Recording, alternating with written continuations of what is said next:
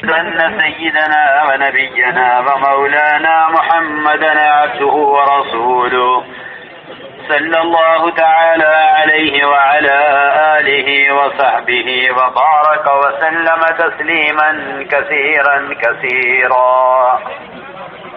أما بعد فأعوذ بالله من الشيطان الرجيم. بسم الله الرحمن الرحيم. كنتم خير أمة أخرجت للناس تأمرون بالمعروف وتنهون عن المنكر وتؤمنون بالله. وقال الله سبحانه وتعالى: ومن أحسن قولا ممن دعا إلى الله وعمل صالحا وقال إنني من المسلمين. وقال الله سبحانه وتعالى: إنما يعمر مساجد الله من آمن بالله واليوم الآخر وأقام الصلاة وآتى الزكاة ولم يخش إلا الله فعسى أولئك أن يكونوا من المهتدين. وقال عليه الصلاة والسلام: المؤمنون هينون لينون كالجمل الآنف إن قيد انقاد وإن أنيخ على صخرة استناخ. وقال عليه الصلاة والسلام: من قال لا إله إلا الله مخلصا دخل الجنة. قيل: وما إخلاصها؟ قال: أن تحجزه عن محارم الله، أو كما قال عليه الصلاة والسلام. میرے محترم دوستو، بزرگوں، عزیزو، میرا دل چاہتا ہے کہ آپ کے ساتھ مذاکرہ ہو، بجائے تقریریں اور الفاظ کی زیادتیاں اور قصے اور کہانیوں کی ذکاوتیں. کیونکہ محنت احساس پیدا کرنے کے لیے ہے، لفاظی کا کام نہیں ہے. مولانا صاحب علیہ نے بڑے دکھ سے یہ فرمایا مفتی صاحب سے کہ اللہ تعالیٰ مجھ سے مرتے ہی پوچھیں گے کہ کام تقاروں کے حوالے کر کے آ گیا.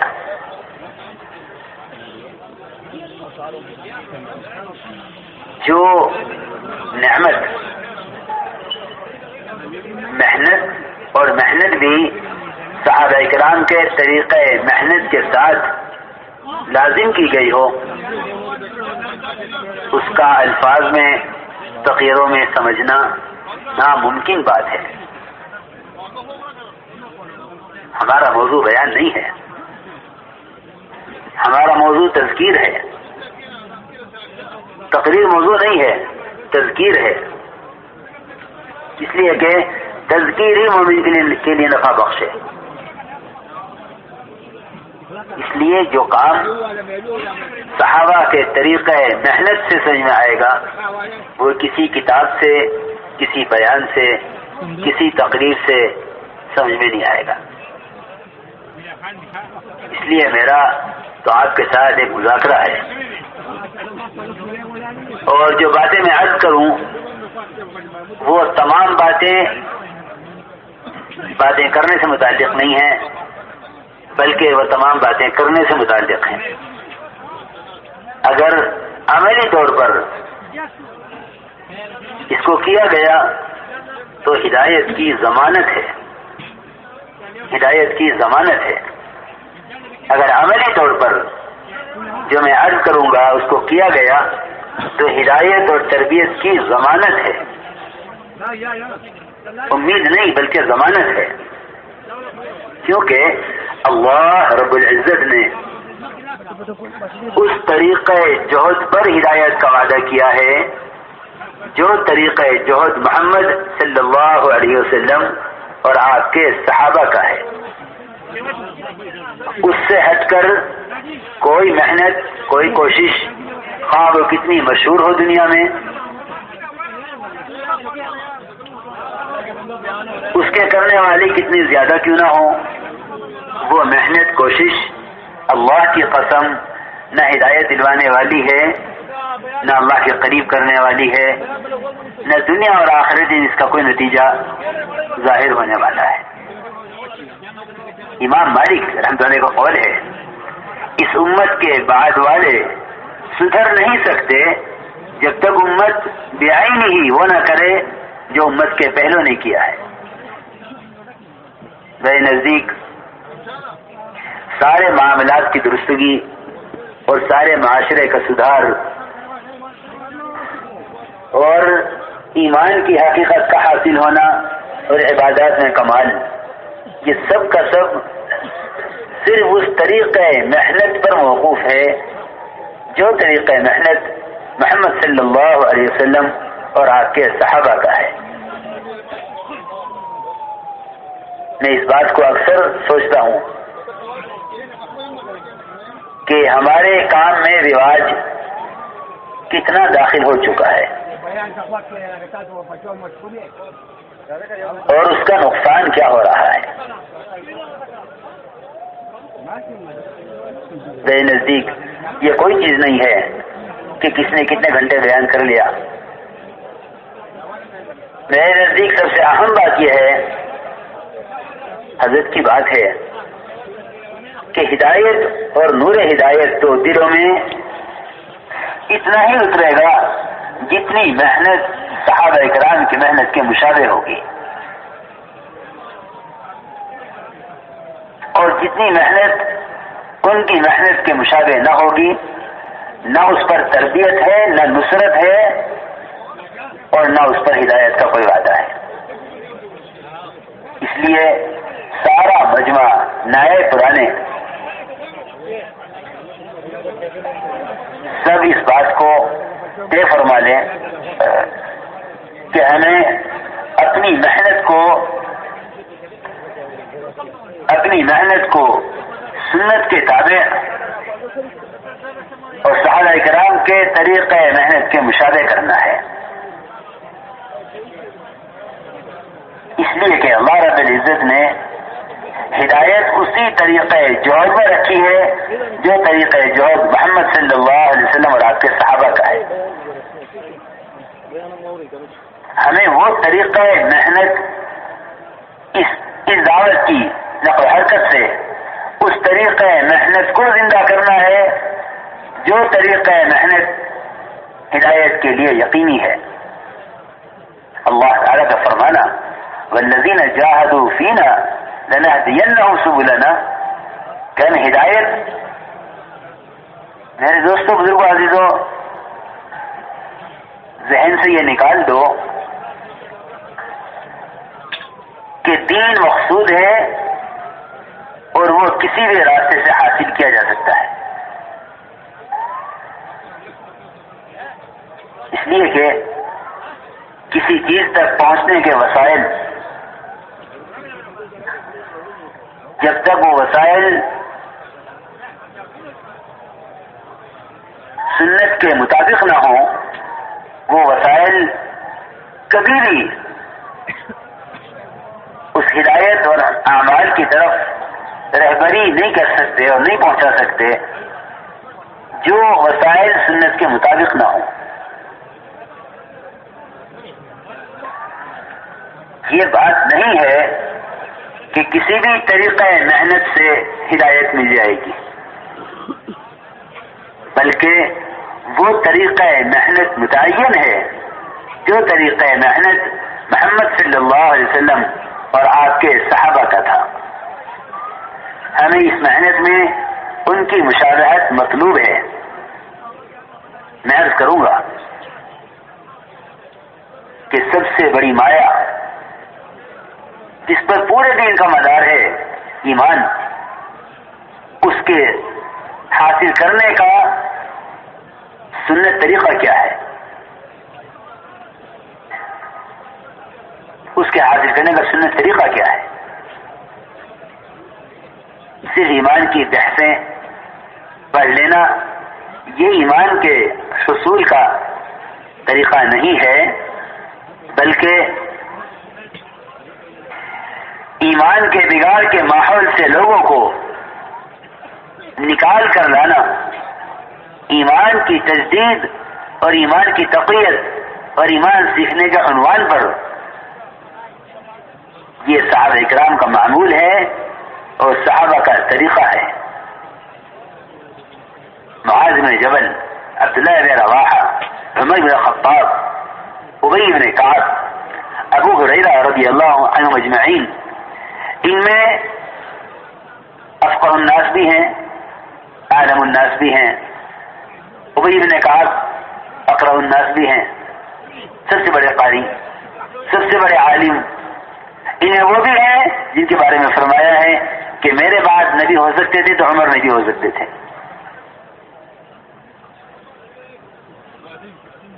یہ ہیں وہ حضرات، اور ان میں سب سے بڑے محدث حضرت ابو ہریرہ رضی اللہ عنہ بھی ہیں۔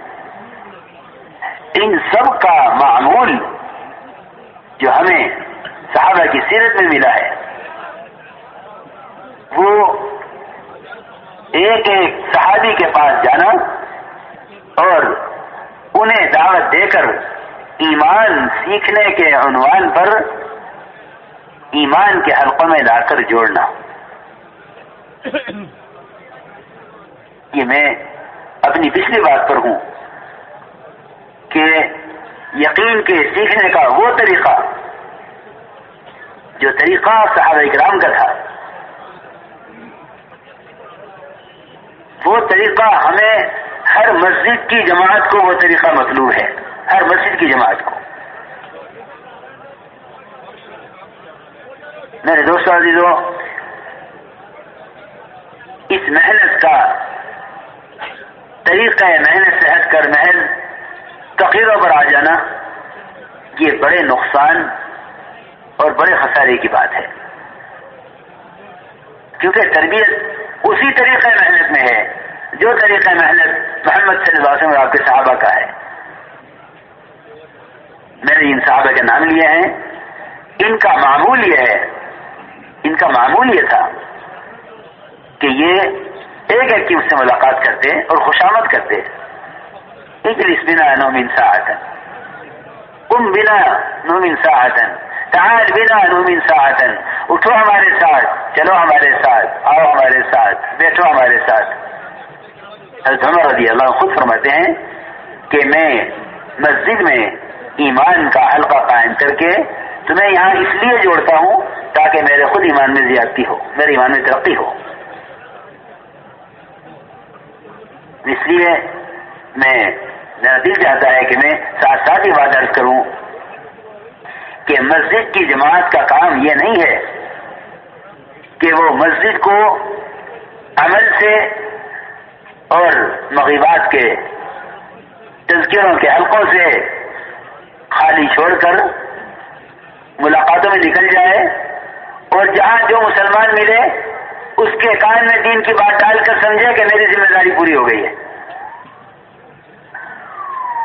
نہیں، وہاں ایسا تو ملفوظ ہے کہ تبلیغ کان میں بات ڈالنے کو نہیں کہتے، تبلیغ دلوں میں اتارنے کو کہتے ہیں۔ بات وہاں پہنچے جہاں بات کے پہنچنے کی جگہ ہے، جہاں بات پہنچ کر ہدایت بنتی ہے اور ہدایت ملتی ہے، بات وہاں پہنچے۔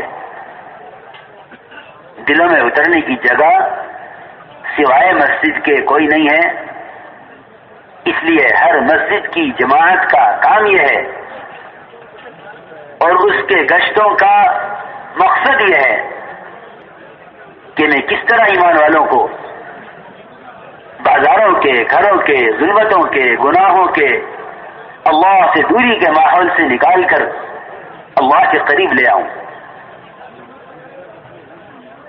اس لیے کہ حدیث قدسی ہے، اللہ تعالیٰ خود فرماتے ہیں جو بندہ میری طرف چل کر آتا ہے میں اس کی طرف دوڑ کر آتا ہوں۔ ابھی ہماری مسجد کی جماعتوں نے اس چیز کو پورے انشراح اور اجتماعیت کے ساتھ ابھی لیا نہیں ہے۔ میری بات یاد رکھنا، ملاقات برائے ملاقات نہیں ہے۔ یہ حضرت کے بیانات میں غور کریں کہ اپنے اپنے راحت قدوں سے اپنے اپنی تجارتوں اور زراعتوں سے، اپنی اپنی حکومتوں کے نقشوں سے نکل کر آؤ اور یہاں مسجد میں جمع ہو کر خالق کائنات کے تذکروں سے دلوں سے مخلوق کا یقین نکالو۔ یہ بات یقینی ہے کہ ایمان کی تقویت کی جگہ صرف اور صرف مسجد ہے۔ ہمیں تو مجمع کی کثرت مسجد سے باہر لے آئی، ورنہ مسجد کا ماحول یہی اصل تربیت اور تعلیم کی جگہ تھا۔ اس لیے میں ایمان کی تجدید اور اس کے حاصل کرنے کا جو مسنون طریقہ ہے وہ میں عرض کر رہا ہوں۔ آپ نے خود فرمایا جس کو مسجد میں آتے جاتے دیکھو اس کے مومن ہونے کی گواہی دے دو۔ پھر آیت تلاوت فرمائی انما یعمر مساجد اللہ من آمن باللہ، کہ اس قرآن کی آیت نے تمام ایمان والوں کو مسجد کا آباد کرنے والا قرار دے دیا ہے اور صرف مشرکین کو اس سے مستثنیٰ کیا ہے، اس سے مشرکین کو مستثنیٰ کیا ہے۔ 100% ایمان والے وہ مسجد کے آباد کرنے والے ہیں، جس کا سب سے اہم اور بنیادی عمل وہ مسجد میں ایمان کے حلقے قائم کرتے ہوئے باہر سے ملاقاتوں کے ذریعے ہر ایمان والے کو مسجد میں آنے پر آمادہ کرنا، یہ ہر مسجد کی جماعت کے گشت کا اصل مقصد ہے، کیونکہ یہ صحابہ کرام کا معمول یہی بتلا رہا ہے۔ عبداللہ بن رواحہ رضی اللہ تعالیٰ عنہ ایک شخص نے کہا کہ آؤ ہمارے ساتھ کچھ دیر کے لیے ایمان لے آویں۔ انہوں نے جا کے عرض کیا حضور اکرم صلی اللہ علیہ وسلم سے کہ یا رسول اللہ، عبداللہ بن رواحہ کہتے ہیں آؤ ایمان لائیں گے، ہم تو آپ پر ایمان لا چکے ہیں، یہ کون سے ایمان کی دعوت دے رہا ہے؟ آپ نے فرمایا اللہ رحم فرمائے عبداللہ ابن رواحہ پر کہ یہ وہ ایمان کے حلقے قائم کرنا چاہتا ہے جس کو دے کر اللہ تعالیٰ فرشتوں کے سامنے فخر فرماتے ہیں۔ اس لیے میرے بزرگ دوستو عزیزوں، ہر مسجد کی جماعت کا اب کام یہ ہے کہ وہ ملاقاتوں کے دوران مسجد کو عمل سے خالی نہ چھوڑے، بلکہ مشورہ کر کے ایسے چند ساتھیوں کو جو آنے والوں کو دعوت دے سکیں اور ان کی تشکیل کر سکیں، انہیں مسجد میں چھوڑ کر پھر باقی ساتھی ہر ایمان والے سے ملاقات کریں، ہر ایک کو دعوت دیں، ہر ایک کے پاس خود جائیں۔ تو حضور اکرم صلی اللہ علیہ وسلم کی سب سے بڑی سنت آپ کی سنت دعوت ہے، جس میں انفرادی دعوت یہی اصل ہے۔ دیکھو میں اس لیے عرض کر رہا ہوں کہ کسی ذریعے سے دین کا پیغام پہنچانا عند اللہ اتمام حجت کے لیے ہرگز کافی نہیں ہے۔ اس زمانے میں جن آلات اور مشینوں کے ذریعے دین کا پیغام پہنچایا جا رہا ہے یہ اتمام حجت کے لیے ہرگز کافی نہیں ہے۔ یہ بات یاد رکھنا، اتمام حجت کو آسان کر دیتا ہوں، ذمہ داری عند اللہ ذمہ داری کے پورا ہونے کے لیے کافی نہیں ہے۔ کیا میں نے بات پہنچا دی؟ نہیں، بات پہنچانے کا طریقہ یہ نہیں ہے۔ بات پہنچانے کا طریقہ وہ ہے جس کا حکم اللہ نے اپنے نبی کو دیا ہے، بلغ ما انزل الیک من ربک، نبی جی آپ خود پہنچائیے۔ یہی وجہ تھی کہ جہاں حضور اکرم صلی اللہ علیہ وسلم خود تشریف نہیں لے گئے وہاں اپنی جماعت کو بھیجا ہے۔ اس لیے یہ بات تو دلوں میں اتار لو کہ دین کے پیغام کو لے کر حرکت میں آنا، اس کا قیامت تک کوئی متبادل نہیں ہے، اس کا کوئی متبادل نہیں ہے۔ جو شخص دین کی بات کے پہنچانے کا مسلمان کی نقل و حرکت کے علاوہ کوئی اور متبادل سوچتا ہے، وہ خلاف سنت سوچتا ہے، بلکہ خلاف فطرت سمجھتا ہے۔ اس کی وجہ یہ ہے کہ عمل پیش کرنے والی انسان کے علاوہ کوئی مشین نہیں ہے، کوئی عمل پیش کر ہی نہیں سکتا، عمل کوئی نہیں پیش کر سکتا۔ اس لیے اس کام کا امتیاز اور دعوت کی بنیاد وہ صرف اور صرف نقل و حرکت ہے، اور اس نقل و حرکت کا کوئی متبادل نہیں ہے، کوئی متبادل نہیں ہے، اس نقل و حرکت کا کوئی متبادل نہیں ہے۔ اللہ کے راستے کے نفر کا کوئی متبادل نہیں ہے۔ کیوں؟ اس لیے کہ اللہ تعالیٰ نے اپنے دین کا پیغام پہنچانے کے لیے ابتدا سے انسانوں کا انتخاب کیا ہے۔ کوئی مشین، کوئی آلہ، کوئی ایسی چیز ہو نہیں سکتی جس کے ذریعے دین کا پیغام پہنچا کر سمجھا جائے کہ ہماری ذمہ داری پوری ہو گئی ہے، اس لیے کہ یہ محنت عملی محنت ہے۔ اسے میں عرض کر رہا تھا کہ انفرادی دعوت ایک ایک فرد کے پاس خود چل کر جانا، کیونکہ داعی طالب ہے، امت مطلوب ہے، اور اللہ تعالیٰ کی غیبی نصرتیں، اللہ تعالیٰ کی غیبی نصرت کسے کہتے ہیں؟ غیبی نصرت پہلے سمجھنا چاہیے کہ غیبی نصرت کیا ہے۔ غیبی نصرت کہتے ہیں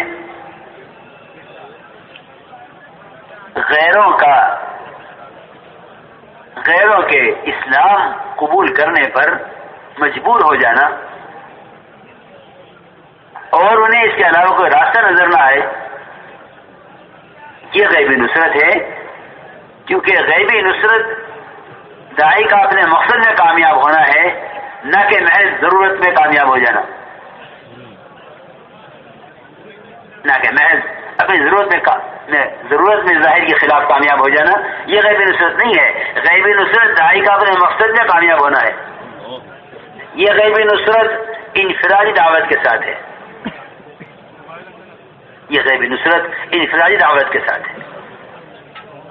حضور اکرم صلی اللہ علیہ وسلم ایک سفر میں تھے، صحابہ آپ کے ساتھ تھے،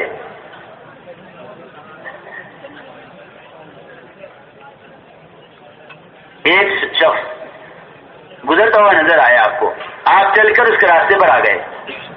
جب آپ کے قریب آیا تو آپ نے اس کو اپنی رسالت کی دعوت دی۔ اس نے کہا کہ آپ کے رسول ہونے پر کون گواہ ہے؟ میں عرض کر رہا تھا کہ غیبی نصرت کیا ہے۔ آپ نے نہیں فرمایا کہ میرے صحابہ ہیں یہ گواہی دیں گے میں اللہ کا رسول ہوں۔ آپ نے فرمایا اس وادی کے کنارے پر جو درخت کھڑا ہوا ہے یہ گواہی دے گا کہ میں اللہ کا رسول ہوں۔ وہ درخت زمین پھاڑتا ہوا قریب آیا اور 3 مرتبہ آپ نے درخت سے گواہی لی۔ تینوں مرتبہ درخت نے گواہی دی، بے شک آپ اللہ کے رسول ہیں، بے شک آپ اللہ کے رسول ہیں، بے شک آپ اللہ کے رسول ہیں۔ دیہاتی نے اسلام قبول کیا، درخت اپنی جگہ واپس گیا۔ مجھے عرض کرنا ہے کہ رواجی طریقوں پر کبھی یہ نصرتیں ظاہر نہ ہو سکتی ہیں اور نہ ان کبھی غیبی نصرتوں کی امید کی جا سکتی ہے۔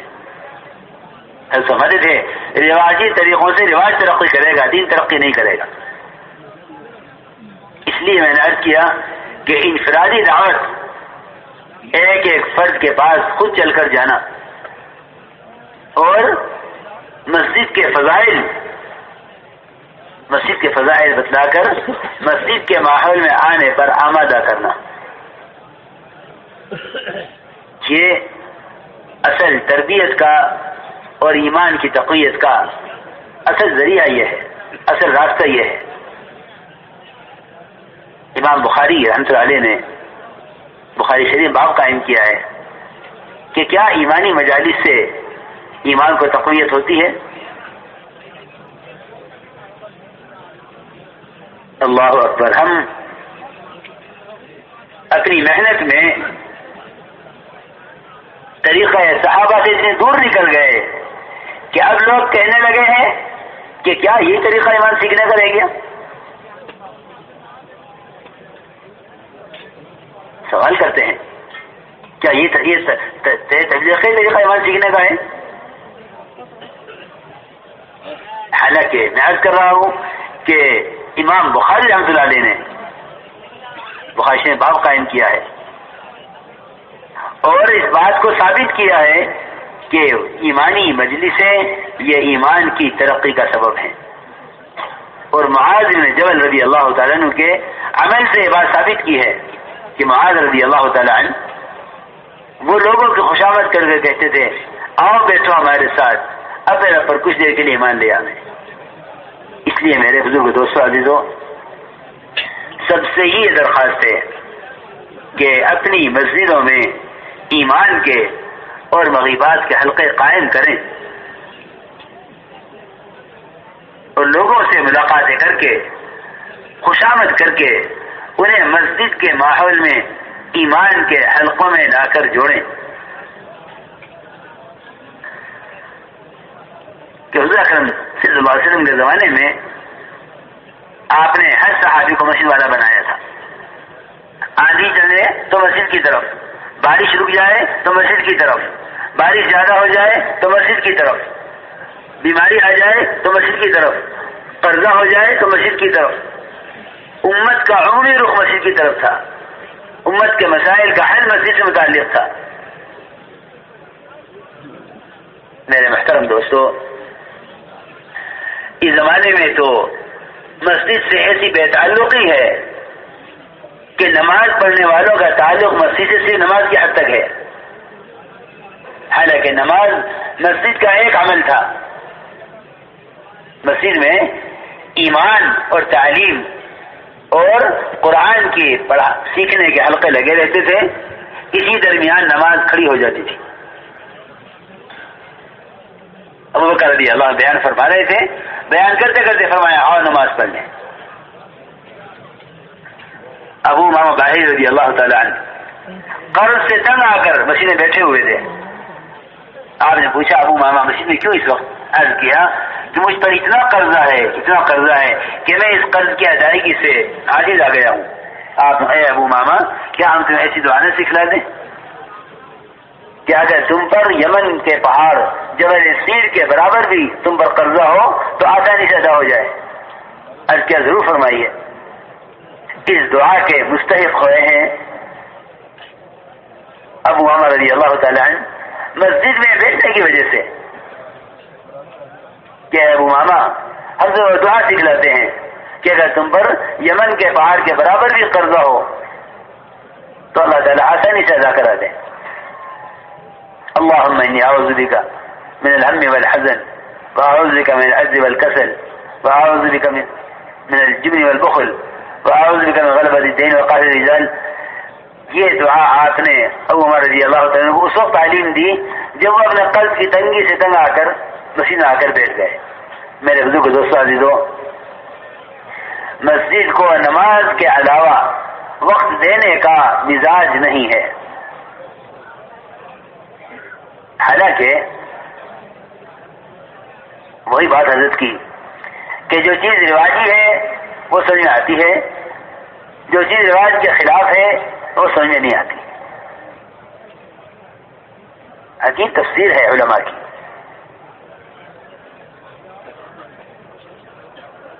اذا قضیت الصلاۃ فانتشروا فی الارض وابتغوا من فضل اللہ،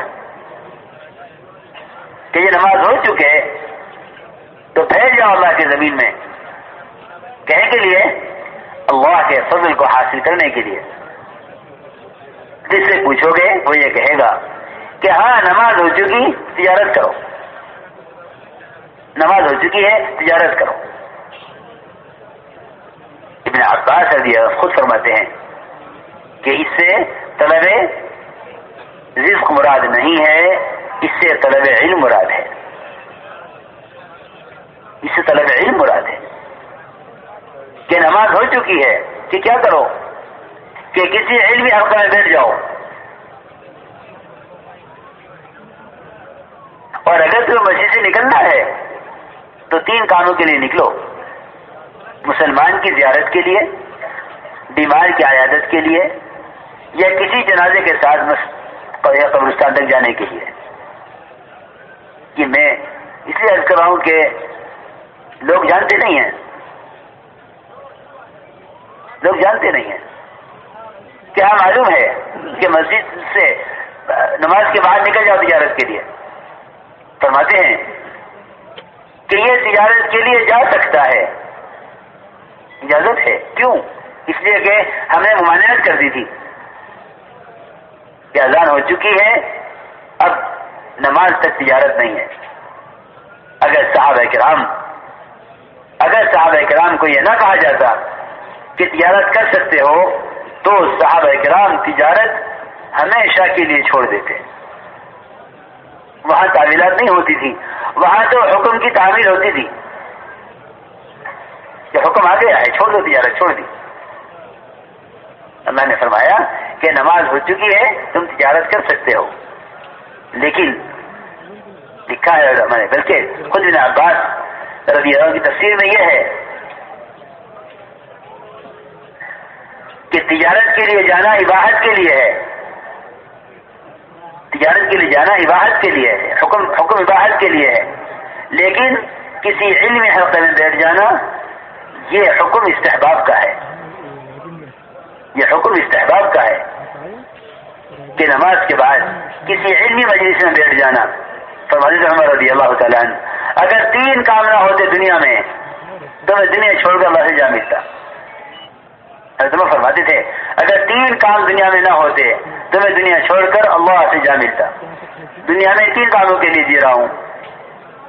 سب سے پہلا کام یہ فرمایا اللہ کے راستے میں پھرنا. لوگ کہتے ہیں یہ بھی کوئی کام ہے؟ حضرت فرماتے ہیں اگر یہ 3 کام نہ ہوتے تو میں دنیا میں رہنا پسند نہ کرتا. دنیا میں رہتا ہوں ان 3 کاموں کی وجہ سے.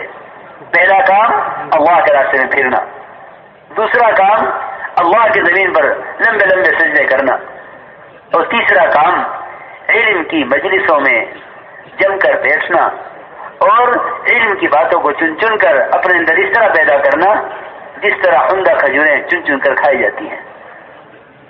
حضرت عمر کا قول ہے.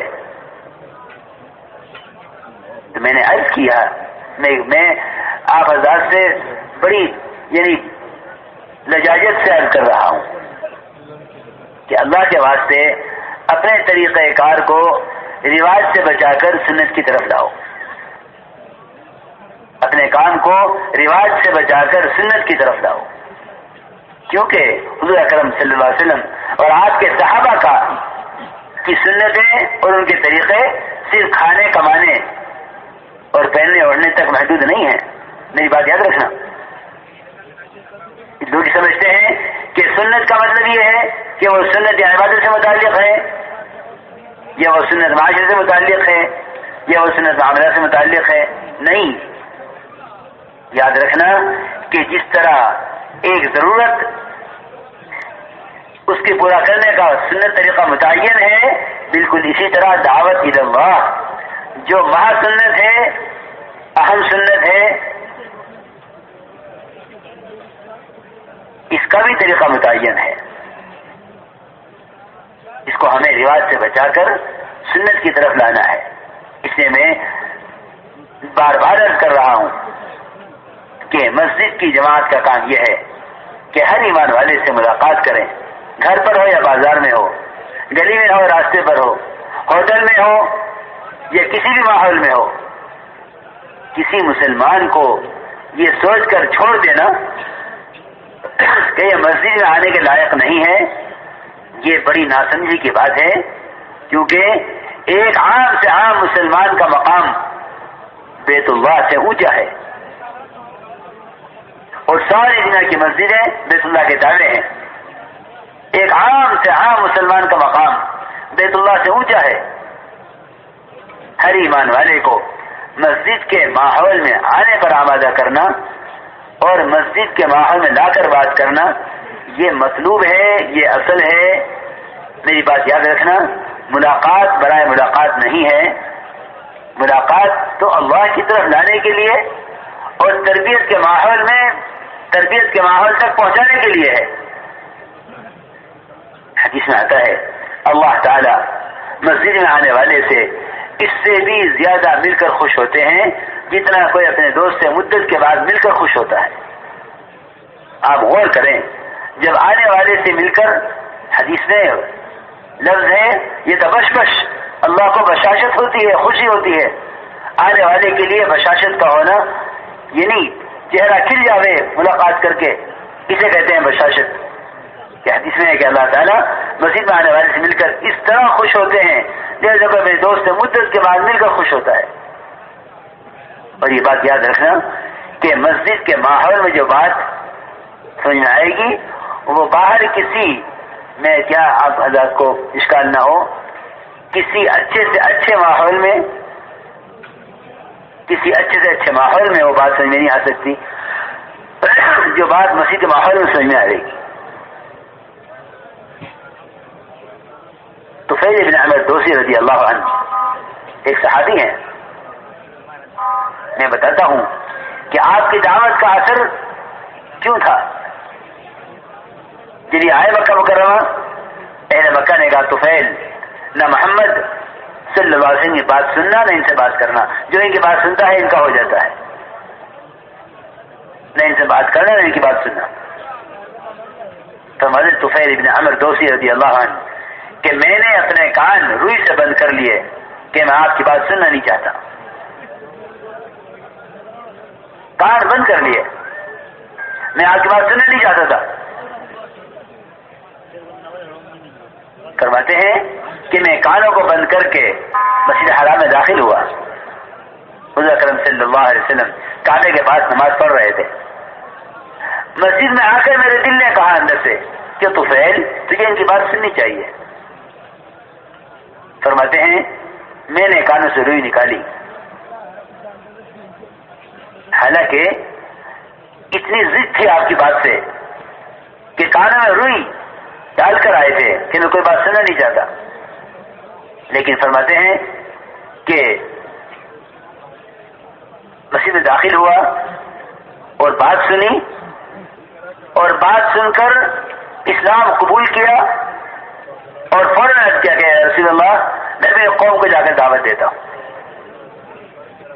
ایک بات تو اس میں یہ سمجھ لینا، کیونکہ میرا دل چاہتا ہے کہ کام کرنے والے کام کو صحابہ کی سیرت پر لائیں۔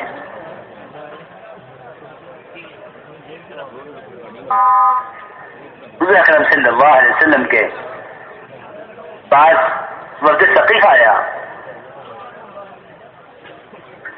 اور یہ عرض کیا کہ اسلام قبول کرتے ہیں لیکن نماز نہیں پڑھیں گے، زکوٰۃ نہیں دیں گے، جہاد نہیں کریں گے، اور 3 سال تک ہمارا بت وہ ابھی باقی رہے گا، ہم اس کو نہیں توڑیں گے۔ آپ نے فرمایا کہ نماز تو پڑھنی پڑے گی، نماز کے بغیر اسلام نہیں ہے، نماز کے بغیر اسلام نہیں ہے، نماز تو پڑھنی پڑے گی، نماز کے بغیر اسلام نہیں ہے۔ تمہارا بت وہ ہم توڑوائیں گے، لیکن آپ نے ان کو مسجد میں رکھا اور یہ فرمایا صحابہ کرام سے کہ میں نے ان کو مسجد میں اس لیے رکھا ہے تاکہ اعمال مسجد کو اسلام کے لیے نرم کر دیں۔ ایک اور واقعہ نہیں ہے یہ، دیکھو میرے عزیزوں، اس کام کا طریقہ محنت حضرت الصحابہ پڑھتے نہیں ہیں، جس سے معلوم ہو کہ حضرت نے کتنی کوشش کی ہے امت کو کام حیات الصحابہ سے اور صحابہ کی سیرت سے سمجھانے کی، کتنی کوشش کی حضرت نے۔ عنوان قائم کیا ہے صحابہ میں، لماذا بنیت المساجد وماذا كانوا يفعلون فيها، یہ مسجد کیوں بنائی جاتی تھی، صحابہ مسجد میں کیا کیا کرتے تھے۔ میں یقین سے کہتا ہوں کہ اس محنت کے کرنے والوں میں اس بات کا پیدا ہونا کہ کام تو ہو رہا ہے تربیت نہیں ہو رہی ہے، اس کی صرف وجہ یہ ہے اس کی صرف وجہ یہ ہے کہ کام طریقہ نبوت سے اور صحابہ کی سیرت سے ہٹا ہوا ہے، اس کے علاوہ کوئی وجہ نہیں ہے۔ لوگ کام کو کچھ کام کرتے ہیں کہ جی کام آپ کا وقت لگا، تربیت نہیں ہوئی۔ جب وقت لگنے پر تربیت نہیں ہے، اس طریقے کے مطابق وقت لگے جو طریقہ صحابہ کرام کا تھا۔ تو اللہ تعالیٰ نے تو دعوت کو ہدایت کا ضابطہ قرار دیا ہے کہ دعوت ہدایت کا ضابطہ ہے، لیکن کوئی اس طریقے پر نہ چلے، یوں کہے کہ تربیت نہیں ہوئی۔ تو میں عرض کر رہا تھا کہ چور سے چوری ہوئی، آپ نے چور کو مسجد میں باندھ کر رکھا اور فرمایا صحابہ سے کہ میں نے اس کو مسجد میں اس لیے رکھا ہے تاکہ ہمارے مسجد اس کے دل میں چوری کی نفرت پیدا کر دیں۔ اس لیے میرے محترم دوستو، اپنے کام کو میں عرض کر رہا تھا کہ سنت کی طرف لے کر آؤ۔ تو فیل بن احمد دوسی رضی اللہ تعالیٰ نے فوراً عرض کیا کہ رسول اللہ، میں اپنی قوم کو جا کر دعوت دوں، کیونکہ میری اپنی قوم میں چلتی ہے۔ یہ بات بھی ذرا غور کر لینا، اس راستے میں اپنی قربانیوں سے اللہ کے یہاں اپنے آپ کو قبول کروا کر جو کام کرے گا اس کی بات قبول کی جائے گی، کیونکہ بعض مرتبہ آدمی اپنے اثر رسوخ کی بنیاد پر یہ کہتا ہے کہ میں یہ کہوں گا یہ ہو جائے گا، اور لوگ کوشش میں بھی ہیں کہ اہل دنیا کے با اثر لوگ وہ اس کام کی تائید کر دیں تاکہ کام چل جائے۔ نہیں میرے بزرگوں، دوستوں، عزیزوں، وہ تو اس لائن کی قربانیاں ہیں جو اللہ تعالیٰ کے یہاں قبول کرانے کے لیے شرط ہے، کیونکہ اللہ تعالیٰ انبیاء علیہ السلام کو بھی، انبیاء علیہ السلام کا بھی جب انتخاب فرماتے ہیں، جب وہ اپنی اوپر آنے والے احکام اور دعوت کی لائن کی قربانیوں کو پورا کر کے دکھلا دیں۔ اللہ پر فرماتے ہیں انی جاعل فی الناس اماما۔ ایسا نہیں ہے کہ اس راستے کے کچھ تجربات ہو جائیں اور اپنے آپ کو میں کام کرنے والا سمجھ بیٹھوں۔ نہیں میرے دوستوں، عزیزوں، اللہ کے بندے کے درمیان اس کے احکام اور قربانیاں اس لائن کی، یہ دو چیزیں اصل ہیں جو اللہ کے یہاں اپنے آپ کو قبول کرانے کے لیے شرط ہیں۔ تو فیض بن احمد دوسی رضی اللہ عنہ نے عرض کیا کہ میری قوم میں چلتی ہے، میں جا کر دعوت دوں گا، سب اسلام قبول کر لیں گے۔ اللہ کی شان، جا کر دعوت دی اور نے اسلام قبول کرنے سے انکار کر دیا، واپس آ گئے۔ دیکھو میری بات یاد رکھنا، نہ ہدایت کرامتوں سے پھیلے گی، نہ ہدایت اپنے اثر رسوخ سے آئے گی، اور نہ ہدایت خدا کی قسم ملک و مال سے آئے گی۔ ہدایت کے لیے وہ طریقہ محنت مطلوب ہے جو محمد صلی اللہ علیہ وسلم اور آپ کے صحابہ کا ہے۔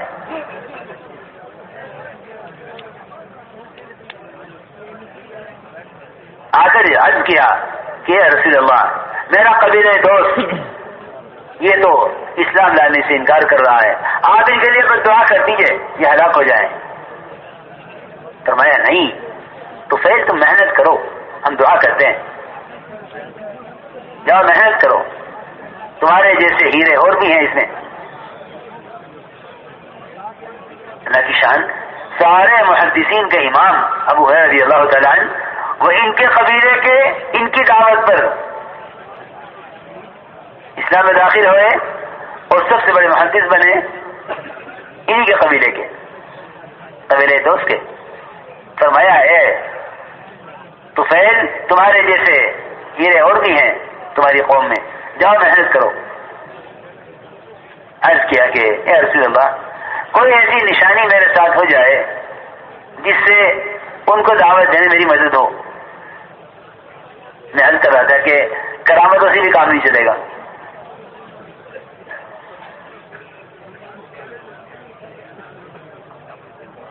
میرے دوستو عزیزوں، معجزات انبیاء اور کرامات اولیاء یہ نہ موضوع نبوت ہیں معجزات، اور نہ کرامات موضوع ولایت ہیں، ہرگز نہیں. وہ محنت مطلوب ہے جس محنت کو دے کر بھیجا گیا ہے محمد صلی اللہ علیہ وسلم کو، وہ محنت مطلوب ہے. اگر یہ بیٹھے بیٹھے چاہے کہ میرے اندر کی روحانیت سے لوگوں کو ہدایت ہو جائے تو یاد رکھنا انبیاء علیہ السلام روحانیت کا امام اور محمد صلی اللہ علیہ وسلم امام الانبیاء. آپ کی روحانیت کا تو کوئی حد و کوئی ٹھکانہ نہیں ہے، لیکن اس سب کے باوجود آپ فرماتے ہیں اس دعوت کی محنت میں جو اذیتیں مجھے دی گئی ہیں وہ کسی کو نہیں دی گئی. کیوں؟ دیکھو میرے محترم دوستو، یہ بات یاد رکھنا کہ دعوت کی لائن کی اذیتیں تو صرف طریقہ نبوت میں ملیں گی، ورنہ کسی طریقے میں نبوت کی لائن کی اذیتیں نہیں ہیں. کہ نبوت کی لائن کی اذیتیں صرف دعوت میں ہیں، نبوت کی لائن کی اذیتیں صرف دعوت میں ہیں. میں عرض کر رہا تھا کہ کرامت سے بھی کام نہ چلے گا. انہوں نے عرض کیا کہ مجھے کوئی ایسی نشانی میرے ساتھ ہو جاوے کہ اپنی قوم کو دعوت دینے میری مدد ہو. تو آپ نے فرمایا اے اللہ اس کے لیے کوئی نشانی کر دے. جب یہ مانگ رہا ہے تو فرماتے ہیں کہ ان کی آنکھوں کے درمیان ایک ایسی روشنی ظاہر ہو گئی کہ اس روشنی کے ساتھ ابھی قوم کی طرف چلے تو خیال آیا کہ قوم یہ کہے گی کہ اپنا دین بدلا تھا، اسلام قبول کیا تھا، اس لیے چہرہ بدل گیا ہے. وہاں گھبرا گئے اور دعا کی ہے اللہ سے، اے اللہ اس روشنی کو کہیں اور منتقل کر دے، میرا چہرہ صاف کر دے اس سے. حالانکہ تیز روشنی تھی اور اللہ کی طرف سے ایک نشانی تھی اور کرامت تھی، لیکن دعا کی ہے اللہ ہٹا اس روشنی کو میرے چہرے سے کہ میری قوم یہ کہے گی اسلام قبول کیا تھا، چہرہ بدل گیا ہے. چنانچہ وہ روشنی ان کے کونے میں منتقل ہو گئی، گئے قوم کے پاس. میں عرض کر رہا تھا کہ اس کے باوجود ہی کام نہ چلا اور قوم نے اسلام سے انکار کر دیا. آپ نے فرمایا طفیل تم محنت کرتے رہو، کیونکہ میں عرض کر رہا تھا کہ ہر شخص سے اللہ کے یہاں کتنی قربانیاں مطلوب ہیں وہ متعین ہیں. جب قربانیاں مطلوب سطح کو پہنچ جاتی ہیں اللہ کی طرف سے ہدایت کے فیصلے ہو جاتے ہیں. یہی طفیل بن عمر دوسی رضی اللہ تعالیٰ نے، جن کی قوم میں سے کسی نے بات نہ سنی، اور یہی وہ طفیل بن عمر دوسی ہے جو چند سال کے بعد 80 خاندانوں کو اسلام میں داخل کر کے خیبر پہنچے. میری ساری بات کا خلاصہ یہ ہے کہ جو بات مسجد کے ماحول میں سمجھ میں آئے گی وہ مسجد سے بات سمجھ میں نہیں آئے گی. اس لیے میرے بزرگ دوستو عزیزوں، ہر مسجد میں ایمان کا اور مغیبات کا حلقہ قائم کرو اور ملاقاتیں کر کے لوگوں کو مسجد کے ماحول میں آنے پر آمادہ کرو. جو آنے سے حضور کریں ان سے وہاں بات ضرور کی جائے، لیکن ان سے مسجد کے لیے وقت کا مطالبہ کیا جائے. کہ دین کی بات کے دل میں اترنے کی اصل جگہ مسجد ہے، یہاں لا کر یہاں ایمان سکھلاؤ. سب سے پہلا کام ہے دعوت کے ذریعے، سب سے پہلے یقینوں کی تبدیلی ہے. اس کام کا مقصد ہی یہی ہے کہ امت کے رخ دلوں کے مخلوق سے خالق کی طرف پھر جائیں. اس کام کا مقصد ہی یہی ہے. سمجھتے تھے میں اس محنت کا کوئی نام رکھتا تو اس کا نام تحریک ایمان رکھتا، کہ یہ محنت اپنے یقینوں کی تبدیلی کے لیے ہے. مسجد میں لا کر یہاں ایمان سکھلاؤ اور ایمان کی تعلیم دو. ایمان کی تعلیم دو. ایمان کسے کہتے ہیں؟ دیکھو، ایمان بالغیب اصل ہے. ایمان بالغیب اصل ہے. جس چیز کی تصدیق دے کر کی جائے اس کو ایمان نہیں کہتے. کفار مشرکین جو خبر سنتے تھے اس کا ثبوت مانگتے تھے کہ ہمیں دکھلا دو تو ہم مان جائیں گے. حالانکہ میں عرض کرتا ہوں کہ اس زمانے میں بھی اگر کوئی مسلمان یہ کہے کہ ہاں اللہ کے نبی صلی اللہ علیہ وسلم نے یہ بات فرمائی ہے، یہ بات تو فرمائی ہے، لیکن یہ نظر تو آ نہیں رہی ہے. میرے بزرگ دوستو عزیزو، نعوذ باللہ، یہ تو محض کافروں کا اور مشرکین کا مزاج تھا کہ وہ آپ کی خبروں کو سن کر پوچھتے تھے کہ اس کا ثبوت کیا ہے. مومن کے ایمان کا تقاضا یہ ہے کہ وہ محمد صلی اللہ علیہ وسلم کی لائی ہوئی تمام خبروں کو محمد صلی اللہ علیہ وسلم کے اعتماد پر یقینی مانے. اس میں شک کی ذرا برابر گنجائش نہیں ہے، کیونکہ حضور اکرم صلی اللہ علیہ وسلم جو وعدے فرماتے تھے ان وعدوں کو منافقین بھی سنتے تھے، امام علی بھی سنتے تھے. منافقین کہتے تھے ما وعدنا اللہ ورسولہ الا غرورا، کیونکہ وعدے سن کر حالات کو دیکھتے تھے، اور صحابہ وعدے سن کر حکم کو دیکھتے تھے. اللہ مجھے معاف فرمائے، اس زمانے میں بھی بات یہ ہے، اس زمانے میں بات یہی ہے کہ لوگ وعدے سنتے ہیں، وعدے سن کر حالات کو دیکھتے ہیں کہ حالات تو وعدے پورے ہونے کے نہیں ہیں. یہ مزاج منافقین کا تھا کہ وہ وعدے سن کر حالات دیکھتے تھے کہ خندق کی کھدائی ہو رہی ہے، فاقہ ہے، خوف ہے، سردی ہے، تنگی ہے، قلت ہے، افرادی کم ہے. حضور اکرم صلی اللہ علیہ وسلم ان حالات میں اپنے صحابہ کو کیسر کسرا کے محلات کے فتح ہونے کی خوشخبری سنا رہے. آپ غور تو کریں، خوف، سردی، فاقہ، عدد کم، سب کچھ ان حالات وعدے. جی ہاں، کہ ان حالات وعدے اسی لیے سنائے جاتے ہیں تاکہ منافق کا نفاق ظاہر ہو جائے اور مومن کا ایمان ظاہر ہو جائے. امام علی نے صاف کہا ہے ھذا ما وعدنا اللہ ورسولہ وصدق اللہ ورسولہ وما زادهم الا ایمانا وتسلیما، کہ صحابہ کے ایمان میں کمال پیدا ہوتا تھا اس سے، اور منافقین کے نفاق میں زیادتی ہوتی تھی. کہتے تھے ما وعدنا اللہ ورسولہ الا غرورا. اسی میرے بزرگ دوست عزیزو، حضور اکرم صلی اللہ علیہ وسلم کی لائی ہوئی خبروں کو آپ کے اعتماد پر یقینی ماننا، یہ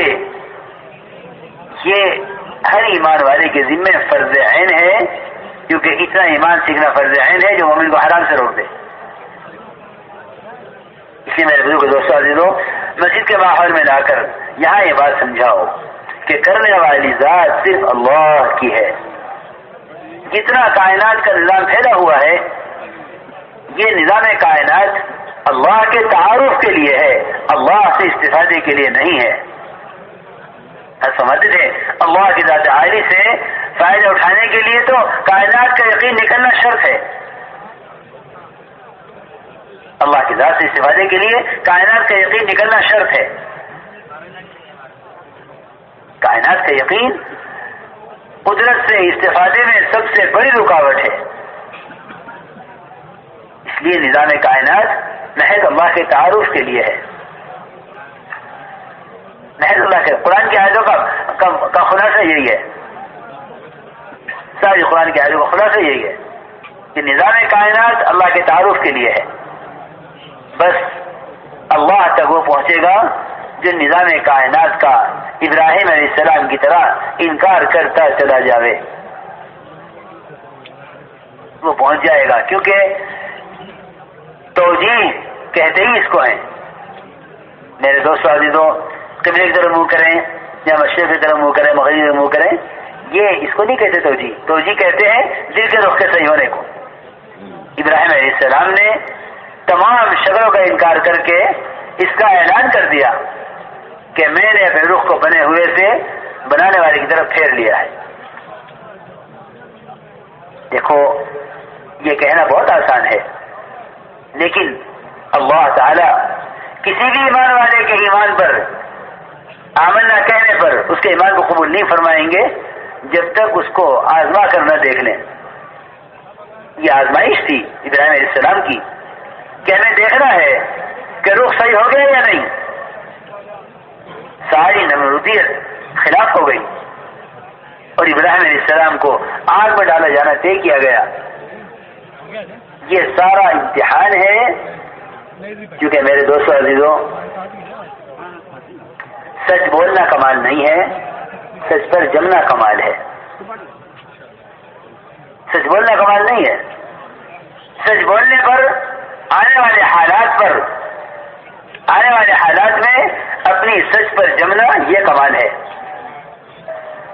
اس لیے صدیق اکبر اس لیے صدیق ہیں کہ سب نے تو آپ کی بات پر غور کر کے اسلام قبول کیا، انہوں نے غور کرنے کو بھی ایمان کے خلاف سمجھا۔ تصدیق کے خلاف ہے غور کرنا، میں سوچ کر جواب دوں گا۔ یہ سوچنا تصدیق کے خلاف ہے۔ سوچتا وہ ہے جس کے دل میں شک کی کوئی گنجائش ہو۔ میں عرض کر رہا تھا کہ ایمان کا امتحان ہوگا، کوئی مومن ایمان کے امتحان کے بغیر چھوڑا نہیں جائے گا۔ الف لام میم احسب الناس ان یترکوا ان یقولوا آمنا وهم لا یفتنون، یہ تو ہو نہیں سکتا کہ آزمائش کے بغیر چھوڑ دیا جائے۔ آزمائش بڑی سخت تھی کہ آگ میں ڈالا جا رہا ہے ابراہیم علیہ السلام کو، اور سب سے بڑی مخلوق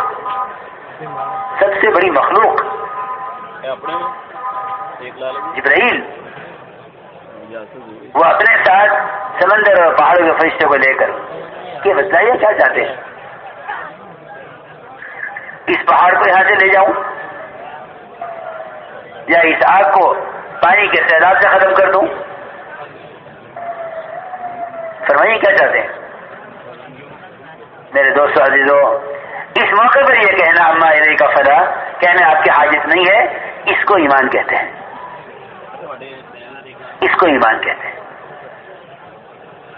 اللہ تعالی نے آپ کو حکم براہ راست دیا ہے، کوئی سبب اختیار نہیں کیا آپ نے آگ کو بجھانے کے لیے، کیونکہ ابراہیم علیہ السلام نے اپنے اللہ کے درمیان کسی چیز کو ذریعہ نہیں بنایا کہ ابراہیم جب تم نے میرے اپنے درمیان کسی کو ذریعہ نہیں بنایا تو میں نے اپنے آپ کے درمیان کسی کو ذریعہ نہیں بنایا۔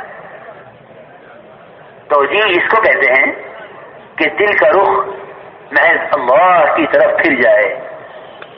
اس توجیہ کی یہ محنت ہے، اس توجیہ کی یہ محنت ہے۔ اس لیے نظام کائنات کا ہر قدم پر انکار کرنا پڑے گا کہ کرنے والی ذات صرف اللہ کی ہے۔ میرے دوستو عزیزوں، میں اور آپ تو کیا، انبیاء علیہ السلام کے چاہنے سے بھی نہ ہوگا جب تک اللہ نہ چاہے۔ میں اور آپ کی جو حیثیت کیا ہے، دنیا کے مالداروں کی، سائنسدانوں کی تو حیثیت کیا ہے؟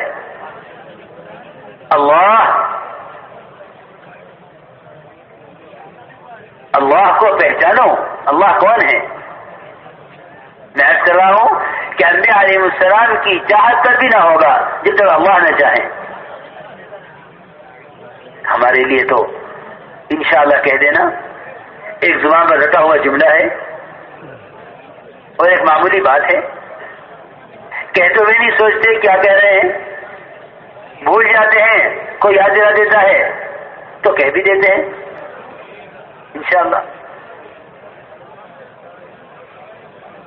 آپ سے پوچھا گیا اصحاب کہف کون تھے بتلائیے؟ آپ کو معلوم نہیں تھا؟ آپ کو معلوم نہیں تھا؟ کیوں؟ کہ اللہ تعالیٰ جس چیز کا علم نبی کو دیتے ہیں وہ نبی کو معلوم ہے، ورنہ نبی کو علم غیب نہیں ہے۔ جب نبی کو علم غیب نہیں ہے تو دنیا میں کون دعویٰ کر سکتا ہے کہ مجھے معلوم ہے کل کیا ہوگا؟ حضور اکرم صلی اللہ علیہ وسلم ایک شادی میں تشریف لے گئے، بچیوں نے آپ کی شان میں یہ کہہ دیا وفینا نبی یعلم ما فی غد، کہ کل کیا ہونے والا ہے ہمارے نبی جانتے ہیں۔ فرمایا ہر کس مت کہو، ہر کس مت کہو، میں نہیں جانتا کل کیا ہوگا۔ آپ کو نہیں معلوم تھا صاحب کا قصہ کیا ہے؟ آپ نے فرمایا میں کل بتلاؤں گا۔ اور واقعی جس کو معلوم ہے کہ مجھے سکھانے والا کون ہے، مجھے سکھانے والا کون ہے، کہ مجھے سکھانے والا علام الغیوب ہے، میں اسے پوچھ کر بتلاؤں گا۔ آپ نہیں فرمایا میں خود بتلاؤں گا، نہیں فرمایا اللہ سے پوچھ کر بتلاؤں گا۔ صرف آپ اس موقع پر انشاءاللہ کہنا بھول گئے۔ علماء نے لکھا ہے 15 دن تک وحی نہیں آئی کہ آپ نے کیوں کہا میں بتلاؤں گا، یہ کیوں نہیں کہا اگر اللہ چاہے گا تو بتلاؤں گا۔ اس پر آیت نازل ہوئی وَلَا تَقُولَنَّ لِشَيْءٍ إِنِّي فَاعِلٌ ذَلِكَ غَدًا إِلَّا أَن يَشَاءَ اللَّهُ، کہ نبی جی کبھی نہ کہیے گا یہ کام میں کل کر دوں گا جب تک آپ انشاءاللہ نہ کہیں۔ میرے بزرگ دوستو عزیزو، اپنے ہر ارادے کو اللہ کی مشیت پر موقوف کرنا یہ ایمان کا تقاضا ہے، یہ ایمان کا تقاضا ہے۔ اس لیے اپنے آپ کو ہم اس جہالت سے نکالیں کہ سائنسداں کہتے ہیں یہ ہوگا، سیاستداں کہتے ہیں یہ ہوگا، اور جو سنتے ہیں اس کے مطابق قدم اٹھاتے ہیں، جو سنتے ہیں اس کے مطابق قدم اٹھاتے ہیں۔ نہیں، غیب کا علم اللہ کے سوا کسی کو نہیں ہے، اور جو بھی غیب کا علم کا دعویٰ کرے کہ اس کی بات کی تصدیق کرنا کفر ہے اور ایسے شخص کا ٹھکانہ جہنم ہے۔ علی رضی اللہ تعالیٰ عنہ جب نکلنے لگے دشمن کے مقابلے پر تو کسی نے کہا کہ آج آپ کا جانا میرے حساب سے درست نہیں ہے، میں آپ کو نکلنے کے لیے تاریخ بتلاؤں گا، وقت بتلاؤں گا، اس میں آپ نکلیے تو آپ کو کامیابی ہوگی۔ یہ وقت آپ کے نکلنے میں آپ کی ناکامی کا وقت ہے میرے حساب سے، اس لیے کہ تو نماز روزے کے پابند، حج و زکات کے پابند، لیکن نجومیہ سے پوچھنا ایک ضرورت سمجھی جاتی ہے، حالانکہ نیرا شرک ہے، نیرا شرک ہے، نیرا شرک ہے۔ نجومی نے کہا حضرت علی رضی اللہ تعالیٰ عنہ سے کہ آپ کے نکلنے کا وقت یہ نہیں ہے، میں آپ کو وقت دوں گا، اس وقت نکلیے آپ کو کامیابی ہوگی۔ فرمایا ہم ابھی نکلیں گے اور ہمیں اس کا حکم ہے کہ ہم تیری تکذیب کریں، تیری جھٹلائیں۔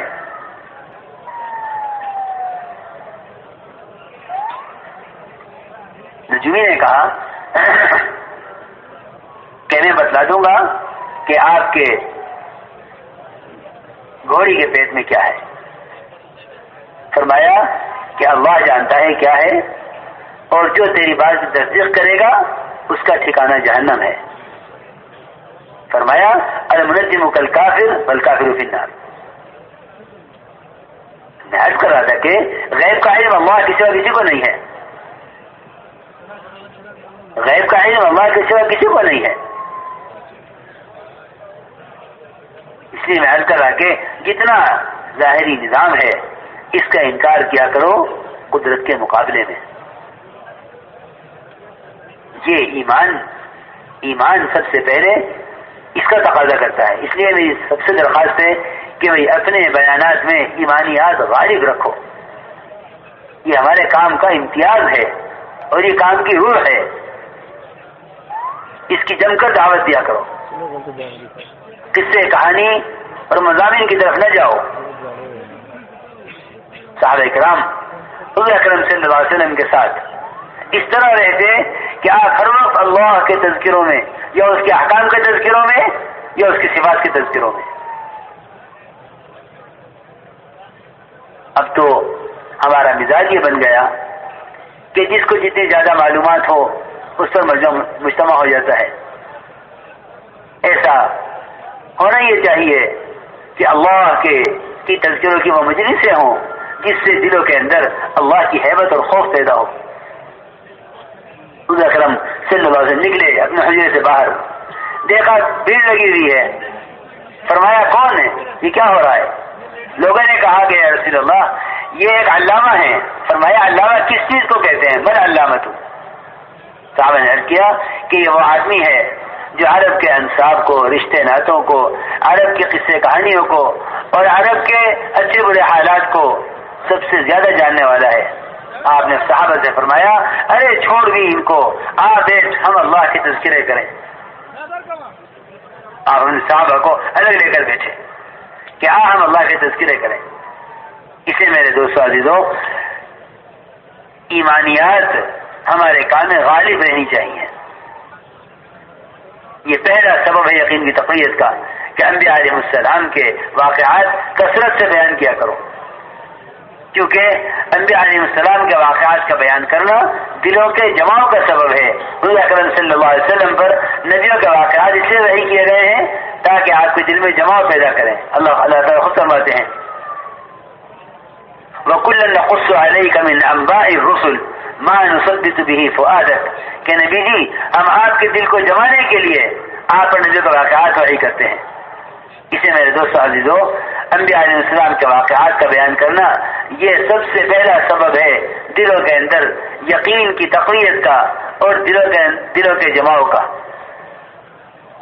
دوسرا سبب کیا ہے؟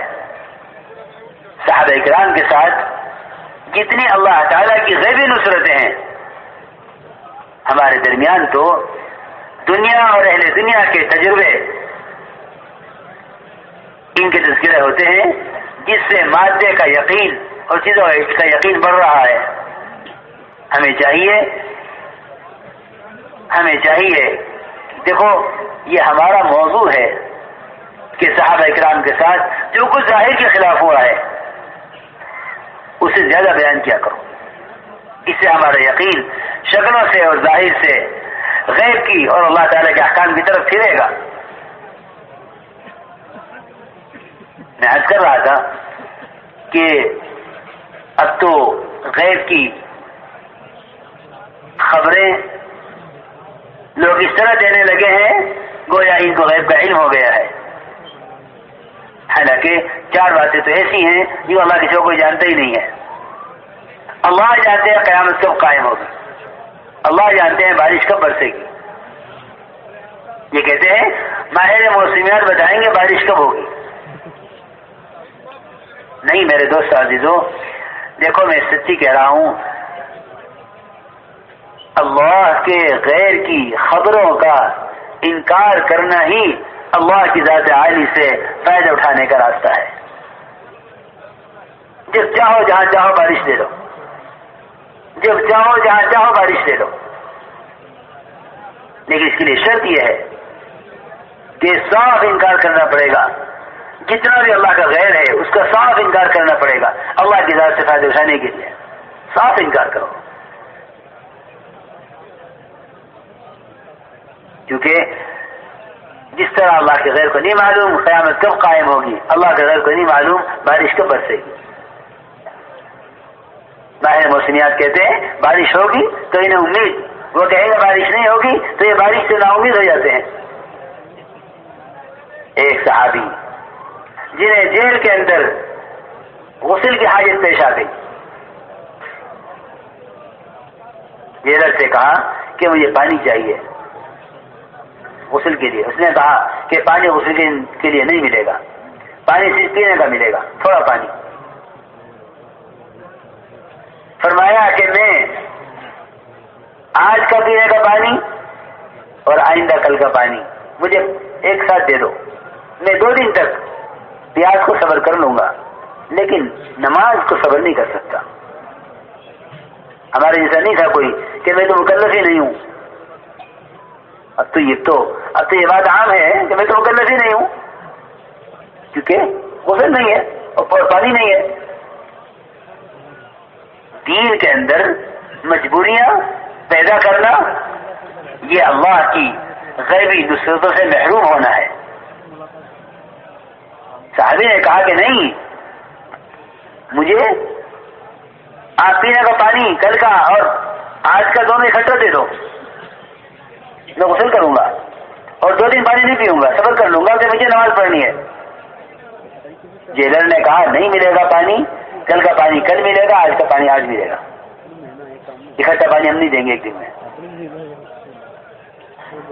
اللہ سے لینے کے راستے اختیار نہیں کرتے. جو بندوں کے محتاج ہو کر چلتے ہیں نا، وہ ایسے ہی فاقوں میں اور ایسی تنگیوں میں پڑے رہتے ہیں.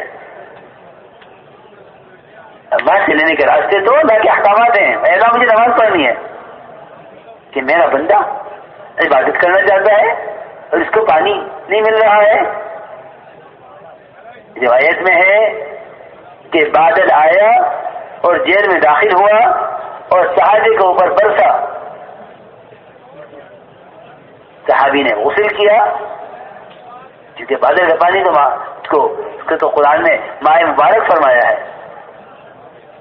اور مائے طہور فرمایا. طہور انتہائی پاکیزہ پانی. یہ پانی، یہ بادل جیل میں داخل ہوگا بیٹھا صحابی کے اوپر. میں اس لیے عرض کر رہا ہوں کہ اللہ کی ذات عالی سے فائدہ اٹھانے کے لیے کائنات کا یقین نکلنا شرط ہے. اس لیے میرے دوستو عزیزو، لیکن یہ بات یاد رکھنا کہ کلمہ لا الہ الا اللہ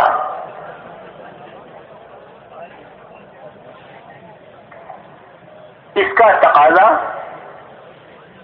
اور اس کی حقیقت صرف یہ نہیں ہے کہ ظاہر کے خلاف غیبی نصرتیں نازل ہو جائیں اور ظاہر کے خلاف ضرورتیں پوری ہو جائیں. یہ اس کا تقاضا نہیں ہے. کلمہ لا الہ الا اللہ اس کا تقاضا صرف اور صرف اللہ کی رضا کے لیے اس کی کامل اطاعت ہے. کبھی یہ خیال نہ کرنا کہ میرے ساتھ اگر وہ ہونے لگے جو صحابہ کے ساتھ ہوا ہے تو میں کامل ایمان والا بن گیا ہوں. ایسا ہرگز مت سوچنا، کیونکہ کلمہ لا الہ الا اللہ اور ایمان اس کا تقاضا اللہ تعالی کی رضا کے لیے اس کی اطاعت کلمہ کا تقاضا ہے. اس کے علاوہ کلمہ کا کوئی تقاضا نہیں ہے. ظاہر کے خلاف ہونا یہ اعمال کے ساتھ وعدے ہیں، یہ مقصود نہیں ہے. مقصود تو اللہ کی اطاعت مقصود ہے. اللہ کی اطاعت مقصود ہے. اللہ کی اطاعت مقصود ہے. کلمہ کا مفہوم ہی یہی ہے. کلمہ کا اخلاص ہی یہی ہے. پوچھا گیا حضور اکرم صلی اللہ علیہ وسلم سے کہ یا رسول اللہ کلمہ کا اخلاص کیا ہے؟ آپ نے فرمایا کہ یہ کلمہ لا الہ الا اللہ اس کو حرام سے روک دے، یہ کلمہ کا اخلاص ہے.